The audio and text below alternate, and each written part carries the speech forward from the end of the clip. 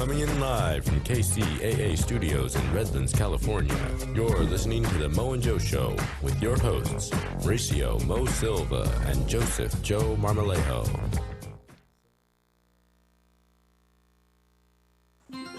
From the KCAA Weather Center, I'm Jim Tice. We do have a fire weather watch in effect on Monday through Tuesday morning. Forecast for tonight, clear, low 61. Tomorrow, Saturday, sunny, high 99. Saturday night, mostly clear, low 61.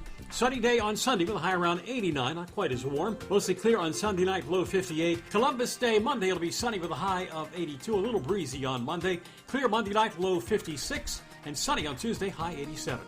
That's your weather forecast for this hour from KCAA, 1050 AM, 106.5 FM, and now 102.3 FM. 3-in-1, the trifecta of talk in Southern California. Yo, what's going on, y'all? Nutritional supplement called Coming in live from KCAA studios in Redlands, California, you're listening to The Mo and Joe Show with your hosts, Mauricio Mo Silva and Joseph Joe Marmolejo. Hey. This is the Mo and Joe Show on KCAA Radio. What's going on, guys? I'm Mo. I'm Joe, and we're ready to have a great show. We're going to have a great show, man. We have a lot of interesting things to talk about. Joe, you want to tell them something? Oh, yeah. So we're going to be having a lot to run down today. First, we're going to be having guests Mark Fainaru-Wada and Beth Larson. Mark Fainaru-Wada is an ESPN investigative reporter who wrote the book League of Denial, which is about concussions in the NFL. He's also the author of Game of Shadows, which brought attention to the steroid scandal in the Major League Baseball. And Beth Larson's a professor at Humboldt State University, a kinesiology professor. Mo had her. I did, yeah. And she is the director of the North Coast Concussion program up in Humboldt and Down North counties. Yeah, man, it's gonna be a good show, guys. Thanks for tuning in.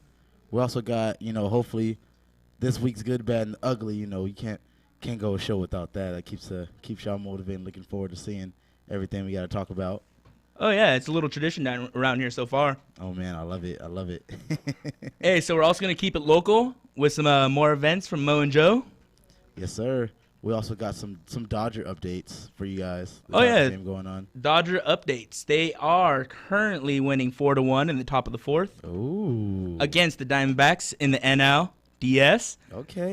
Hey, they're doing good. Yeah, their fifth year being in the playoffs, fifth year in a row being the NL West champions, and they're playing the hated Arizona Diamondbacks. But the Diamondbacks blew through their pitchers in the first game, in the play-in game against the Rockies, so they're kind of limited on who they have right now. Their first pitcher gave up 4 runs in the first inning, and I believe he threw something like 50 pitches in the first inning. Wow. So their pitching staff is really taking a hit right now. Oh, my goodness. I see. We also got some Upland Rancho updates coming at you guys. Upland High School, as you know, is playing against Rancho High, so we're gonna keep you guys updated with that. But first, let's and actually, Upland is winning 20-16 late in the first half. Oh, okay. Upland's doing good. That's great. Hey, That's great for them. For our hot topic, we are going to talk a little bit about what happened in Vegas this week. Our hearts, our condolences, our prayers are all going towards the victims of the people in Vegas, the survivors, everybody who lent a hand to make that situation not be as bad as it was. Yeah, man, that was really tragic what happened. I was just in disbelief. I was like, what? How could this happen, and this? And it was just like, wow. Yeah, it was crazy. I really couldn't believe that was going on because on Sunday, I was pretty shocked. I really was really concerned about everybody that was out there, everybody that went to that concert. Yeah. I know a few people in Vegas also, like close friends of mine, so I was hoping that, checking on them, making sure they're okay, if anything happened, if they need anything, I'm here, and yeah, so. Yeah. Hey, so I know a lot of people are sending their love over there. Try to support Summer Clyburn and I believe Michael Gracia. They are locals. Summer's from Upland. Michael's from Ontario. He's an Ontario police officer. He was shot in the head, and Summer actually covered him and was shot in the back. Wow, they just made their way back to Southern California. They're plane landed, and they're back home. All right. He's going to be going through rehabilitation, and I just want to send out a lot of love and a lot of support over there.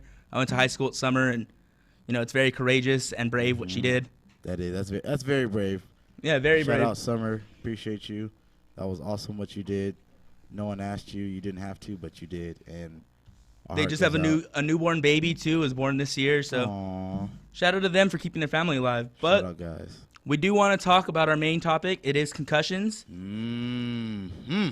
2 weeks ago, Aaron Hernandez, he was a player that played for the Patriots back in, the 2010s. Oh, yeah, that was the Early good times. 2010s, and he was a monster. He's from the University of Florida. He was cut from the Patriots and ended up going to jail for being accused of a murder.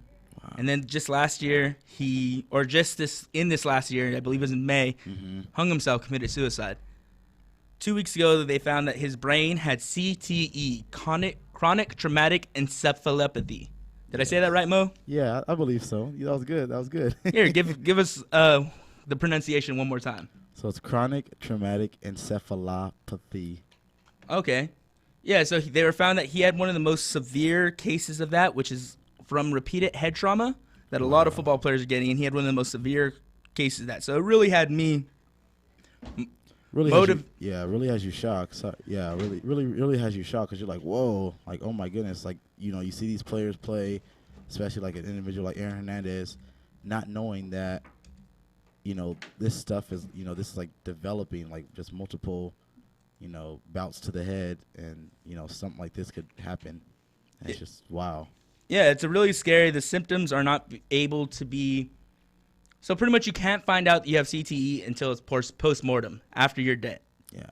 So with Aaron Hernandez dying, they were able to research his brain, find that out, and it really had me motivated to reach out to the people that I know are experts in this.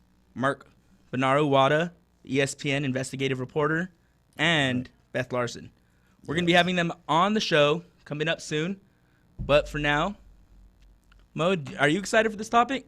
Oh, yes, I'm really excited because me, myself, before I graduated out of college, I did a senior thesis on youth concussions, and what I found was amazing, and just to get another outlook and just to see what other perspectives, where they're coming from and how they can inform us, see if I missed anything. And yeah, man, I'm really excited. Can't wait for the guests to come on. Yeah, I'm really excited. I played football my entire life, played rugby in college, and I suffered from a lot of concussions. Oh, and wrestling too. I got a pretty gnarly one in wrestling. Oh, man. And it really kind of altered where I was going in school. I switched my major from kinesiology to journalism because I really wanted to bring light to this. So this show, this particular episode, the 6th episode of the Mo and Joe Show here on KCAA Radio, it's really important to me. So I'm excited to see what's going. Mo? Man, yeah, I can't wait, guys. Just keep tuning in. Keep tuning in. We always have interesting topics every week. Keep tuning in. All right. Hey, we're going to go to a little break. When we're back, we're going to be back with Mark Fainaru-Wada and Beth Larson here on KCAA Radio. Listen to the Mo and Joe Show, 106.5, 102.3, and 1050 a.m. Thanks, y'all. Ooh. I see you throwing some Kid Cudi in there. We'll be right back to Mo and Joe Show on KCAA Radio. NBC News Radio. I'm Tom Roberts.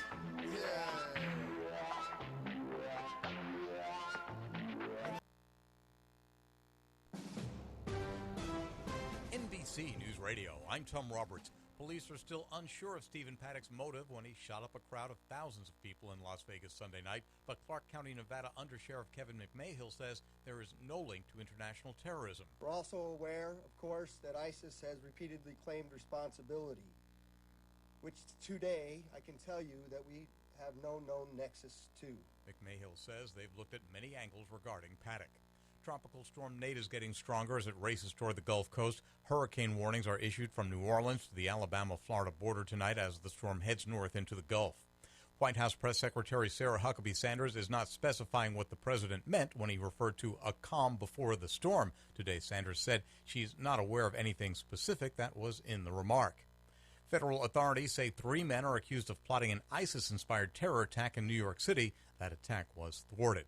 Tom Roberts, NBC News Radio. From the KCAA Weather Center, I'm Jim Tice. We do have a fire weather watch in effect on Monday through Tuesday morning. Forecast for tonight, clear, low 61. Tomorrow, Saturday, sunny, high 99. Saturday night, mostly clear, low 61. Sunny day on Sunday with a high around 89, not quite as warm. Mostly clear on Sunday night, low 58. Columbus Day, Monday, it'll be sunny with a high of 82. A little breezy on Monday. Clear Monday night, low 56. And sunny on Tuesday, high 87. That's your weather forecast for this hour from KCAA, 1050 AM, 106.5 FM, and now 102.3 FM, 3-in-1, the trifecta of talk in Southern California.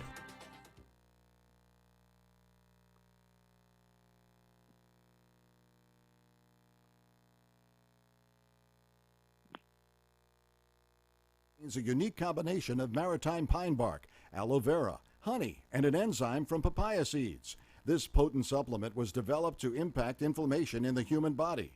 Arbor Vitae helps blood circulation and respiratory function. Its anti-inflammatory properties can also relieve minor muscle and joint pain.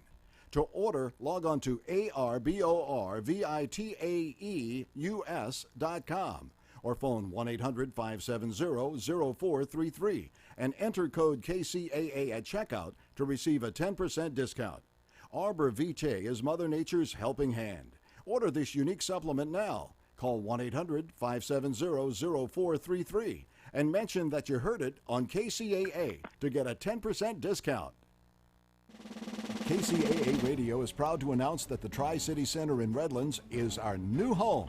We're fortunate to be located among some of the best businesses in the region. Among our neighbors are Ray Chiropractic, Brace Connection Orthodontist, Pain Solutions Medical Massage, Rent-A-Center, MVP Staffing Agency, Jenny Craig, Salon Centric, and many more. The Tri-City Shopping Center is located just off the I-10 between Alabama and the Tennessee exits in Redlands. The Tri-City Center is the mall with the heart.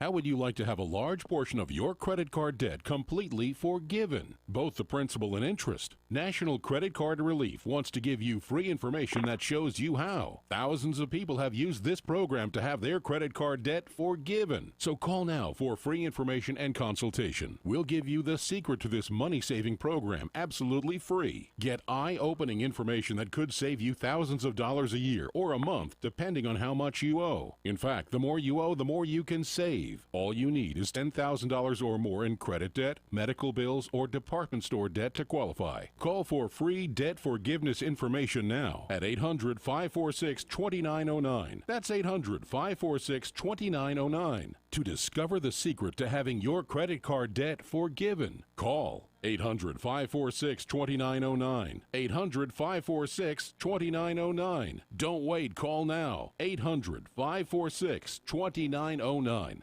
Man, I can understand how it might be. Thanks for listening To the Mo and Joe Show, here on KCAA Radio. the stations that leave no listener behind. All right, and we're back here on the Mo and Joe Show here on KCAA Radio. Yes, guys. Thanks for tuning in. Appreciate it. I'm your host, Joseph Joe Marmolejo. And I'm Mo. All right, so we should be connected with Mark Fainaru-Wada and Beth Larson. Can you hear us? Yes, Yes, I can hear you. Oh, hello. Hello, everybody. Hello. All right, Mark, can you actually introduce yourself right now? Yeah, hi, it's Mark Fainaru-Wada from ESPN. How are you? Doing great tonight. It's great to be with Awesome. you. And Beth, would you mind introducing yourself to our listeners? Sure. I'm Beth Larson, up here at Humboldt State University in the North Coast Concussion program. Okay. Nice. Awesome. Hey, Beth. How you doing? Good, thanks. How are you? Doing great. So we're really excited to have both of you on our show today. This is the Mo and Joe Show on KCAA Radio, and this is our very first special report. This is our 6th episode. It's our first special report, and it is all about concussions. So me and Mo have prepared a couple a list of questions that we kind of want to go through, but I just wanted to first ask if you could give us a little background on what work you both have been doing. So if we could start with Mark. Sure. So I guess probably for about the last 5 or 6 years, I've been at ESPN working on sort of the issues around the stories in a book around the topic of sort of brain trauma and largely football. wrote a book called League of Denial with my brother Steve and colleague at ESPN that sort of focused on how the NFL had approached the issue of the potential for long-term brain damage from playing football, and spending 2 decades sort of denying that this was an issue and attacking scientists and researchers who suggested it could be a problem, while also saying that they didn't have a problem in the NFL. And so that led to a book we did, as well as a documentary on PBS. And then we've continued to cover the story from everything from the NFL lawsuit in which thousands of players have filed a class action suit, and that was ultimately settled, and still doing stories about how the NFL is sort of working to shape the science and their role in that, as well as occasionally stories looking at youth and the impact on this issue on youth football. Yeah, I think that was one of the biggest things that I took away from it, was the impact that it had on youth football, because the NFL really sets all of the standards. And when they are disseminating all this information and sending it out to the public, every league follows, from college football to high school football to youth football. And I know that personally I played football, and I felt a little betrayed by some of the things that I found out that the NFL was doing with some of their research. Mo and I just watched the Frontline documentary. Yeah, that was amazing. He showed me, and I was like, oh, my goodness. I believe this is my second or third time seeing it, and it speaks volumes. All the work that you were able to do, that you and your brother were able to do to uncover all of these loose ends that the NFL was leaving when it came to concussions and head trauma. Thanks. We really appreciate it. It was great to work with Frontline. The folks there are amazing. PBS puts together, unbelievable television investigative reporting, and it was just really a joy to be able to work with them. And the reality is, like, a lot of these stories aren't possible without families who've been willing to come forward and talk about their experiences, and some of which are really difficult, obviously. So I appreciate you saying that. Thanks very much. Thank you a lot. Thank you. Really appreciate you. And Beth. Yeah. So you are the director of the North Coast Concussion program up in Humboldt and Down North counties. Can you explain exactly what that is and what you are doing with working with athletes and working with teams? Sure. Actually, my colleague, Dr. Justice Ortega, and myself have been doing research beginning, I guess, back in 2008 with another colleague at the time related to concussion and depression in high school and collegiate athletes, soccer heading and subconcussive blows, soccer, football, soccer, any athletic endeavor, and motor and balance assessments after concussion. So kind of got into it on the research side of things, but very early on realized that there was a huge benefit to be had just from the service side of things. So we're a pretty small county, 2 counties up here, and so since 2008, at the North Coast Concussion Program, we've worked with over 11 high schools within a 100-mile radius, youth sport teams. We work with the clinicians here to provide continuing education about concussion, and just try to be here as a community resource sort of for everyone, doing both baseline education for anyone and everyone relevant, and then also using some assessments that we have both at baseline and post-injury. And through that, just got really involved in sort of the consensus best practices, which is to have, a concussion management team, as it were, and figured out that here, both at HSU, for our HSU community and for our broader community, we were able to really sort of round out and provide this expertise in this program. So we still do research, but a big part of what I do is related to the services side of things. And then as Mark kind of touched on, and as you guys touched on, some of the science that was, shocking that you saw through the Frontline documentary, also probably through the movie Concussion. And, that is shocking, and really it's only sort of the very edge of the science that's out there. So a big part of what I do is stay very up to date on all the science from every angle. And so the stuff that, even people are consuming really on a daily level is just a small part of that. And so unfortunately, there aren't enough people kind of focused on the stuff that we do know. We're just sort of stuck in this old sport ethic of conveniently not being aware. So, the human nature of that is pretty interesting also. But, it's shocking when you realize how many people NFL and other sort of known or should have known much longer or earlier than we cared to be aware of. And so that's a lot of what's happening now. And, as a sport enthusiast myself, and a brain enthusiast, definitely, I'm just concerned with trying to preserve the best parts of sports for the reasons that we love, but also being really kind of sobering, having the sobering reality of what we do know, and making sure that people are aware of that, and that it's not just a matter of being conveniently unaware. So youth is definitely a big part of that. Things unfortunately trickle down, and the NFL has all the money in the world to settle lawsuits. No one can get in a prolonged lawsuit with the NFL.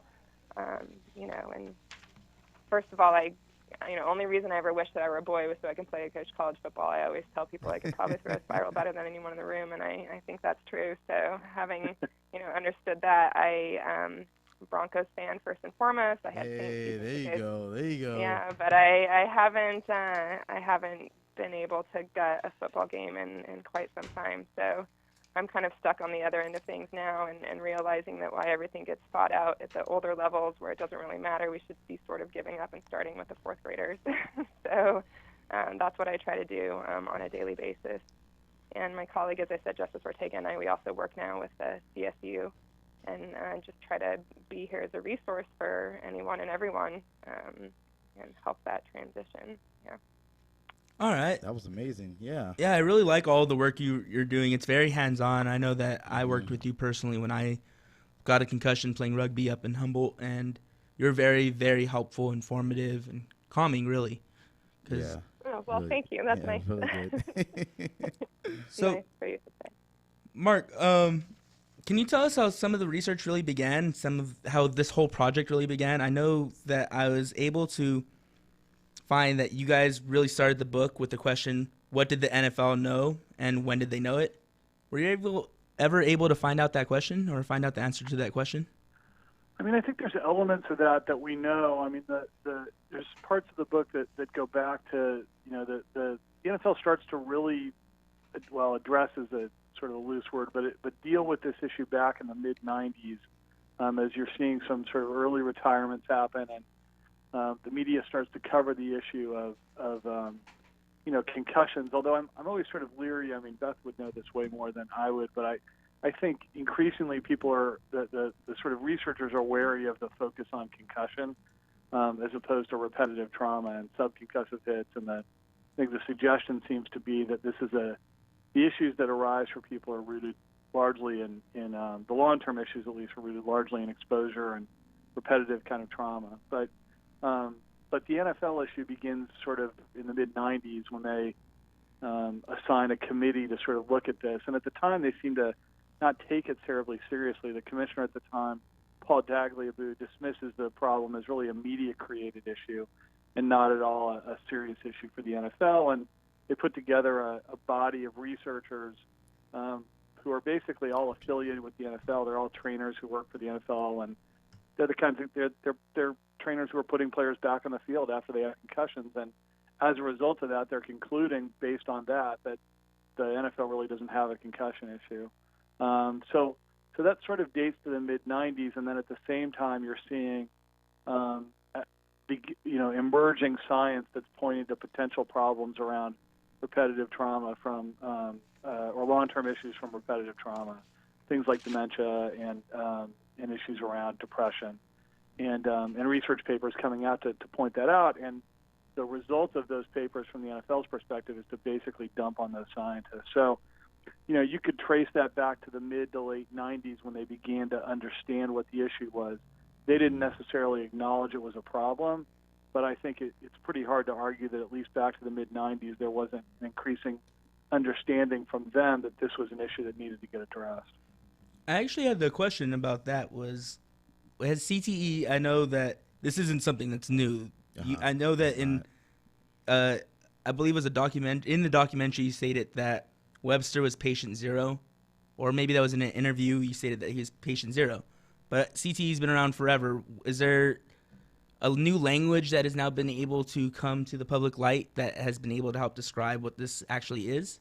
Well, I think when I was saying patient 0, he's patient 0 amongst football players, and I think that the disease is described back as far as the 1920s in boxers as punch drunk syndrome, basically. And I think there's some researchers who would suggest that this is perhaps a different form of CTE or a different form of punch drunk, that it manifests in a different way, but the concept remains sort of rooted in the same idea that this repetitive trauma and exposure is leading to longer-term issues. But it's not really, it doesn't become a mainstream issue, at least in the U.S., until really it becomes a football problem, because football, of course, is such a prominent part of our society, and boxing is at least been marginalized to some degree these days. So I think what changed is really, when the Bennett Amalu, who's the doctor and pathologist who ends up studying Mike Webster's brain and finds this disease in Webster's brain and writes about it and publishes about it, that's the sort of tipping point for the NFL issue, which happens in 2005 when it becomes a much more sort of public issue and people start covering it and writing about it. And it was a big tipping point. I remember growing up, the biggest hits were what you saw on ESPN. The biggest hits are what you saw in the highlight reels.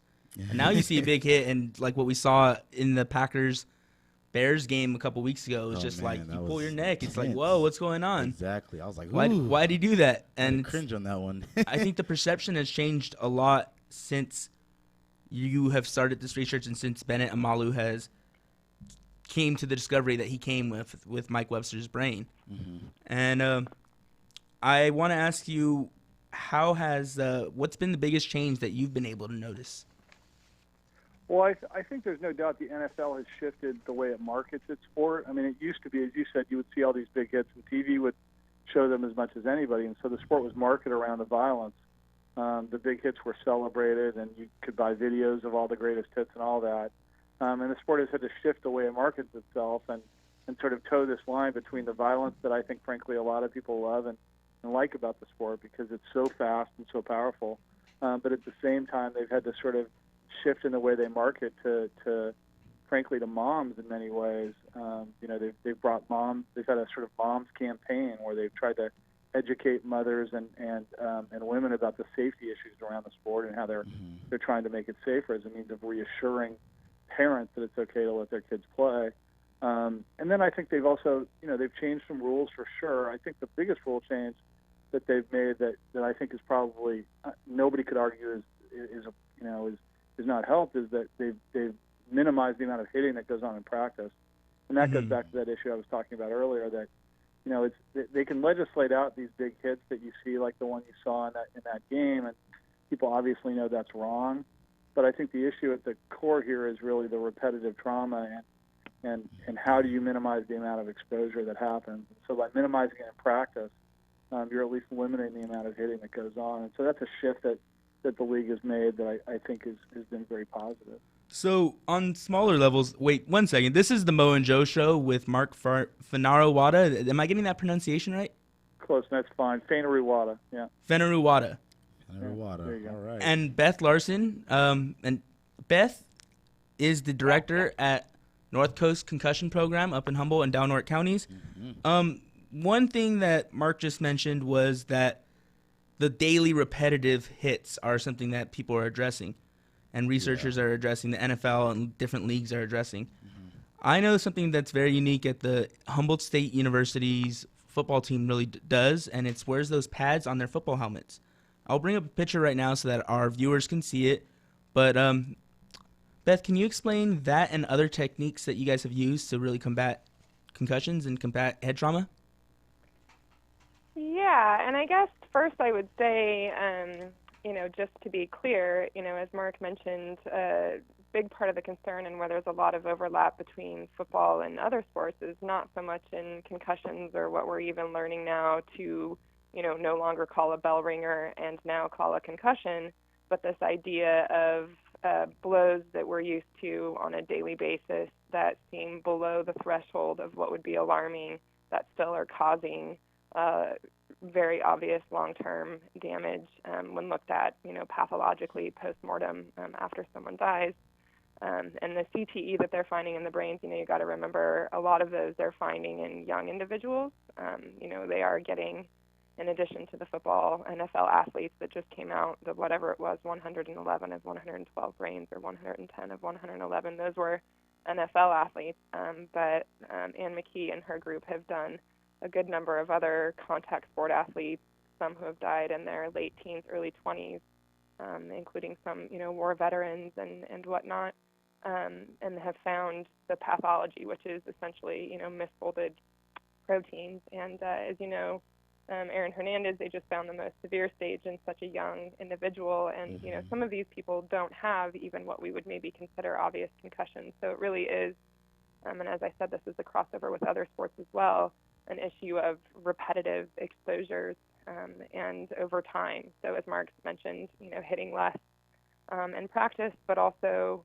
they're already starting to get rid of, push back start ages for some of this stuff, and it certainly wouldn't surprise me if they continue doing that, and probably need to in order to preserve the sport, in younger athletes in particular. And that goes for things like heading and soccer as well, and other obvious just repeat exposures that would start young and then continue for many years. So, I think that is absolutely the biggest thing, and that's why I got into the service side of things, is a lot of it is just this sport ethic and common sense, as you mentioned, Joe, feeling sort of misled or like you didn't have all the information. It's exactly my everyday endeavor, is just trying to get the information out to people, early, so that they can make informed decisions, and so that they can recognize what's okay to play through and what's not okay to play through, and, how to make smart decisions about their brain and their brain health, whether it's, for their kid, and it's a parent who has to look at themselves and say, even though this was so much of my life and this is who I am and I played this way, I realize we learn, and, it's worth doing it differently for my kid, for example. So that's tough for people now who have sort of, my nephew started heading the soccer ball when he was 8. Oh, man. And was playing up to 12 and like doing cross headers and stuff. And then suddenly people said, okay, no, now you have to hold off for another 2 years after he had already been doing it for 2 years. So it's as an athlete and as a human, it's understandable that it's a difficult thing, but the truth is we know too much now. So that's the big thing. And aside from that, and not to be a pessimist, I'm all about the science and the technology, but there's nothing that you could put in or on a helmet that prevents the brain from rattling around inside of the skull. And that's what's going on is, you have effectively an electrical network inside a jello mold in your head, and that electrical network works. You have roughly 100 billion neurons that make trillions of connections, and they use chemicals to send electrical signals, and more electricity and more chemicals, and you just shake up that electrical network, and it's not so much about what happens at the edges or the actual, hitting, it's how it stretches and twists and compresses on the interior parts of the brain. And so, there's nothing that you can do to the outside of the brain or head to prevent that. So, again, the technology is important, recognizing it is important, safety equipment is vital, obviously, and we should have the best of all of those things. But we're lying to ourselves if we think that that's going to, as Mark said, too, keep us away from that, just kind of repeat exposure. So some of that is really just a cultural and ethical question that we have to, ask and address with ourselves. Do either of you foresee football or being around as a sport within within 20 years? Is this something that our culture is going to keep up if we can't find a solution? Go ahead, Beth. Go ahead. It's all you. I'll tell you what I think after, but go ahead.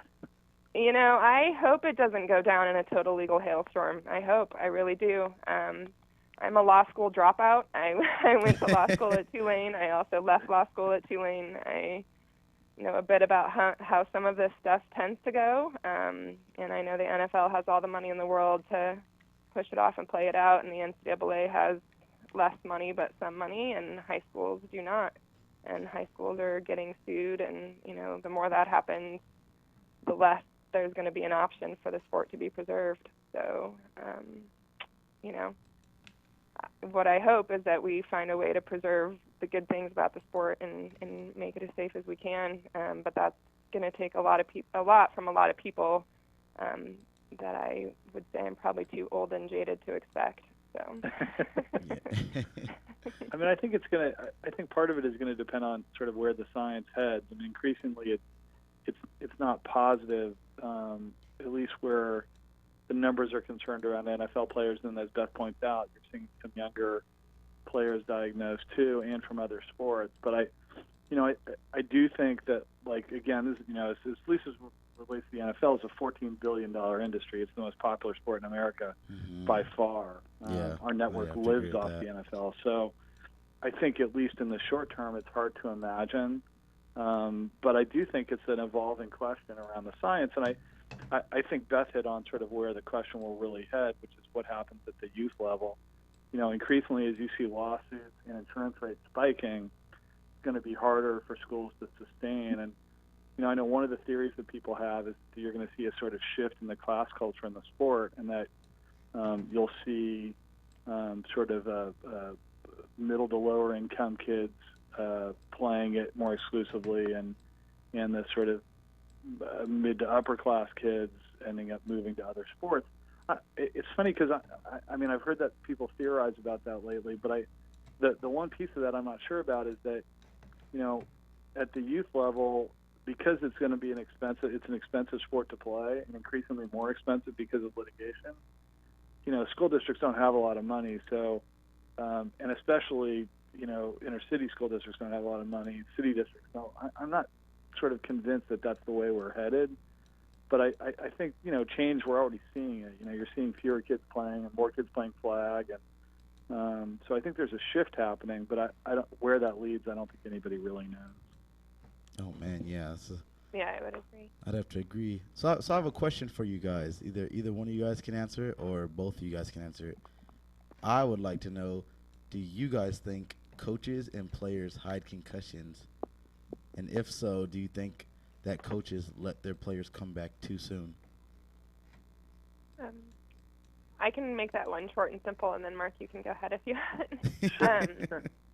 I think, yeah, sure, of course, and understandably. I mean, and not with necessarily any malintent. Again, we're all athletes, and we know what it's like to not want to leave a game. And if you've got a sport where there are a lot of athletes, and you're used to pushing through things, then unless something's really, really obvious or in your face, or unless you really have to think about it, it's going to be hard to do. So just human nature is definitely, and we know that concussions go unreported both at the athlete level and then,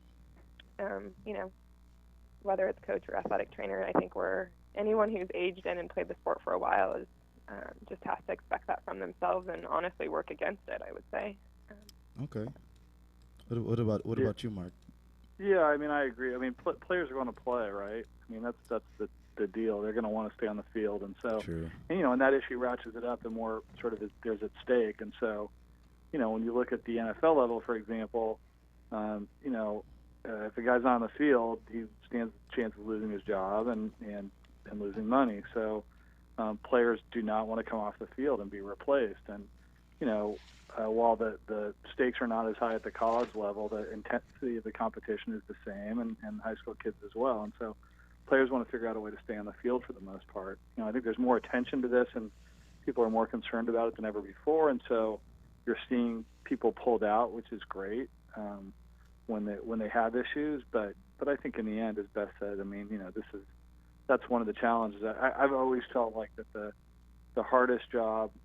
One of the hardest jobs in sports was the team trainer, because especially for the professional and college level, because you're beholden to the individual, because you're supposed to be responsible for taking care of that individual as a medical professional. But at the same time, you're basically employed by the university or employed by the NFL team, and you're driven to make those guys well enough to play. Mm-hmm. So I think it's a really impossible situation to be in. Oh man. Yeah, I think that's why they get a lot of them are moving towards an independent person being able to help with that, because as a trainer as well, you're expected to sort of be everyone's friend. Mm-hmm. Yeah. And I actually, go ahead, Beth. I was just going to add to what Mark said about the pro to college to high school, and say that even in youth, if you think of kids every day in their life is the most important day of their life. They have such short little lives that everything is, and they have a hard time coming out, especially when they see older kids and adults not doing it. So even at the youth level, I think that drive to know that you're supposed to want to play through exists. So. Yeah, you're supposed to be tough. You're supposed to be stronger than what's going at you. Which is that's where concussions are so tricky, because if you have a broken arm, you can physically see my arm's broken. Correct. I can't go out. I agree with you. If you tear your ACL, you physically can't walk on your leg. But if you have a concussion, it's the invisible killer. You can't see it. Other people can't see the pain you're going through. Other people can't see the trauma that you're facing. Just looking at lights, hearing people, trying to walk and do regular activities. I remember, Beth, that you told me personally that I had an injury to my biggest stress, my muscle that handles stress. And if I was stressed out and I was getting hurt, and I was stressed out while I had this concussion, I couldn't handle how to deal with that stress and put it into different compartments. Cope with it, yeah, correct, yeah. I like your brain does everything for you. You don't work without it, that's for sure. So. Yeah, that's true. So one of the big tricky issues about CTE in particular is that it's only able to be diagnosed post-mortem, so after people died. Can you two possibly explain maybe some of the symptoms that people could tell earlier on before they get to that point? So that way, yeah, we all know. Mark, do you want me to, or do you want to? Sure, go for it. You're like, it's Beth, you're it's much you. more Go of a ahead. medical professional than I am, that's for sure. So, at least related to this, I guess. So the truth is, just we sort of touched on before, CTE is a neurodegenerative process, and there are lots of those.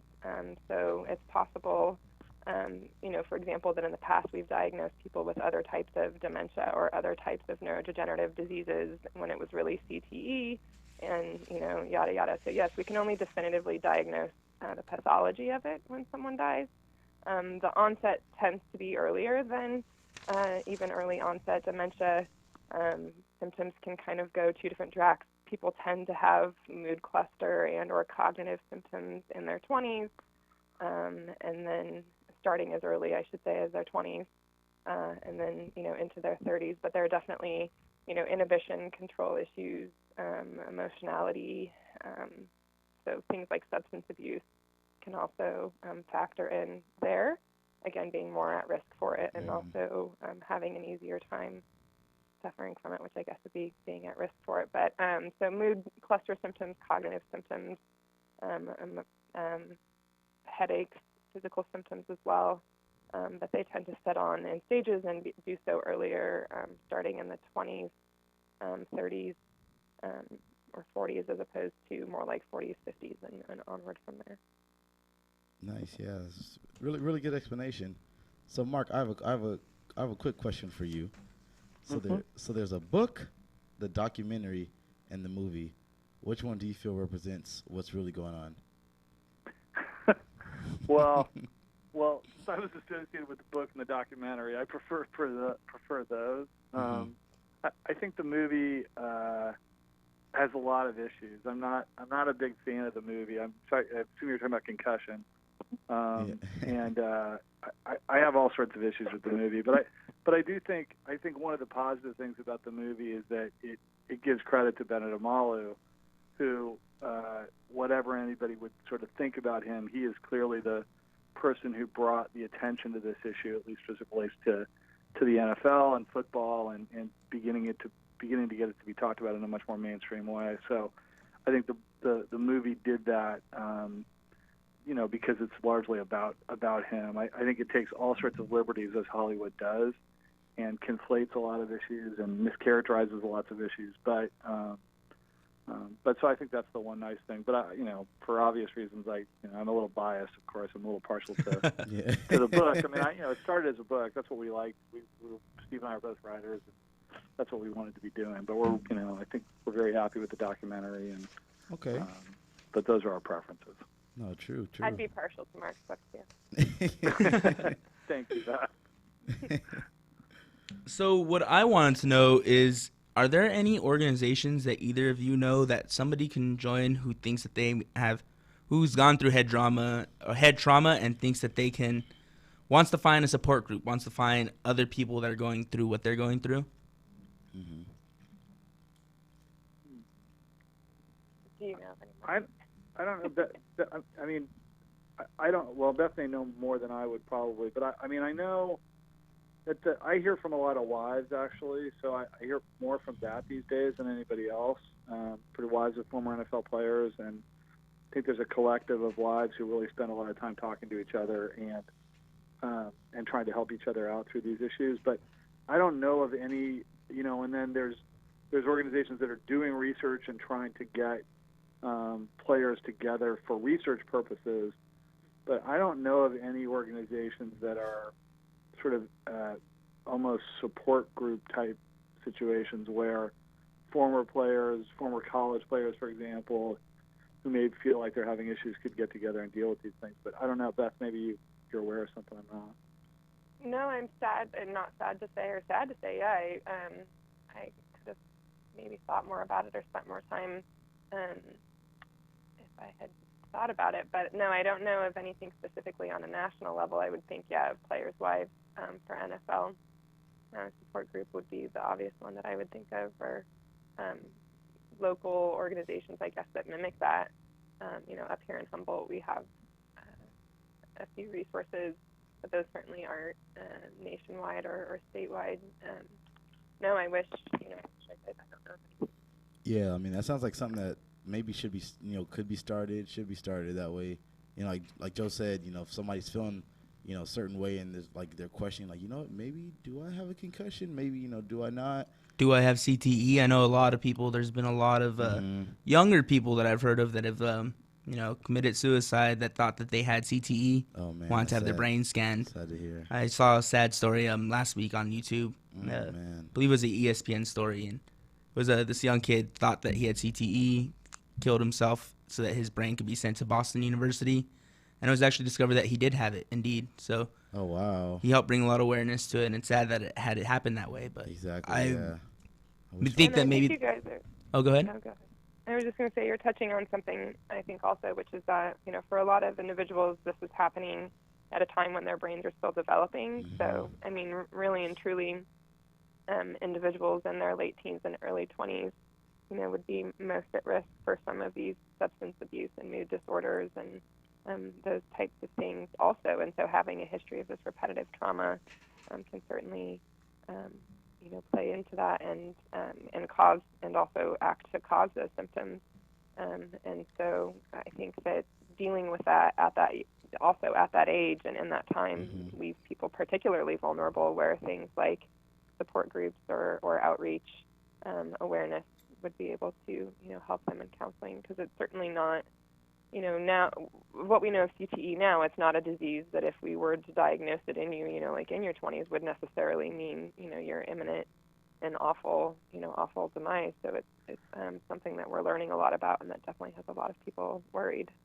Yeah, I think that's actually one of the scary things right now, and one of the problems is that there's a lot of, because the positive about on the one hand, there's a lot of positive about how much attention's on the issue now and how much coverage there is, but I think there's some legitimacy to the argument that some of it has gotten too far ahead of itself, and that the sort of immediate conclusion that some people will leap to is, oh, I've got this problem, or this is going on because I played football or whatever. And I think that can be really premature. And as Beth is saying, particularly with young people where their brains are just developing still, and while it may be true that repetitive trauma has some impact on sort of where they're at, it also may be any number of other issues that are at play.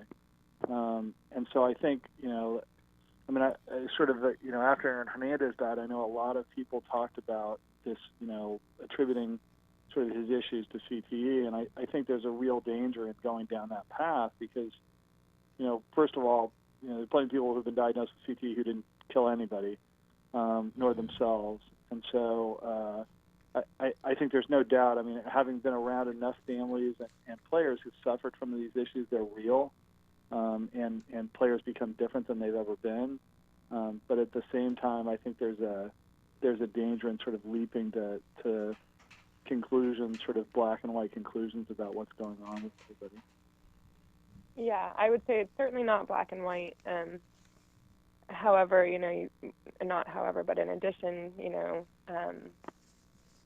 at any age, really, when we're talking about some of these athletes, everyone that we've mentioned, they've been likely, most all of them that I know of, playing contact sports since a very young age. Mm-hmm. And so, things that are happening, you're supposed to go through all of these crazy maturational things, and, insurance rates are highest for 18 to 25-year-olds because they already make horrible risk-taking decisions, and we know all of this. And so you're really taking what an effect is the developing brain through adolescence into even late childhood and into adolescence is just developing. And it's actually more vulnerable, from what we can tell, to some of these repetitive injuries and the pernicious effects of some of these injuries, or the ways that they commingle with what's already going on.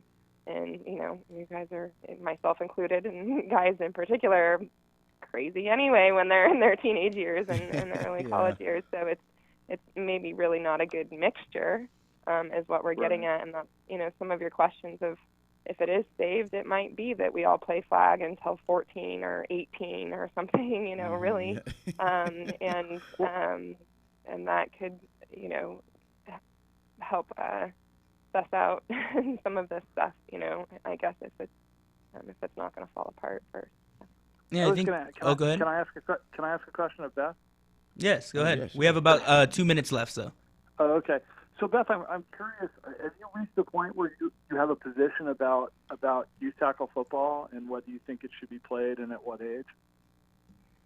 You mean me personally, and based on my knowledge? Yeah. Honestly, I think I love so much. I think that tackle football should not be played until at least 14. Easy. I have no problem saying that. Yeah. Okay. Huh. Yep. I have no problem saying that. So. And that's understandable. That's freshman year in high school.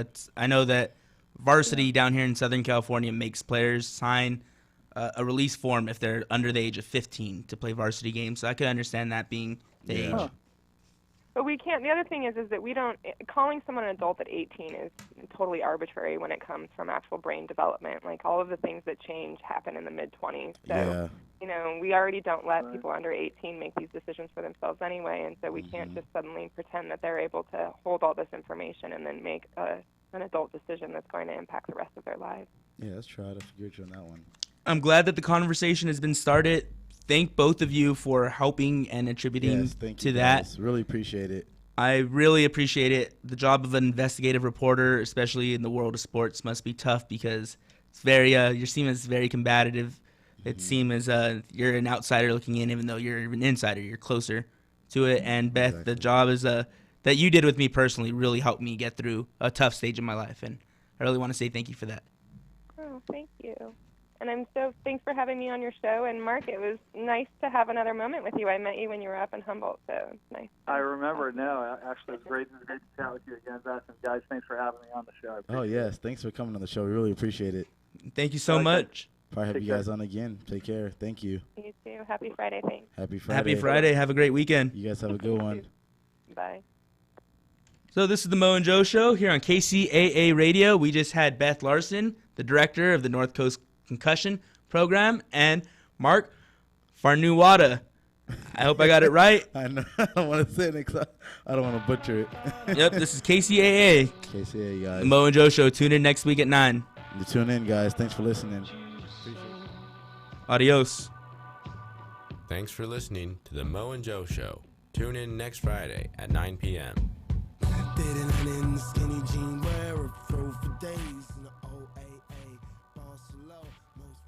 KCAA Loma Linda, 1050 AM, 106.5 FM, and now 102.3 FM.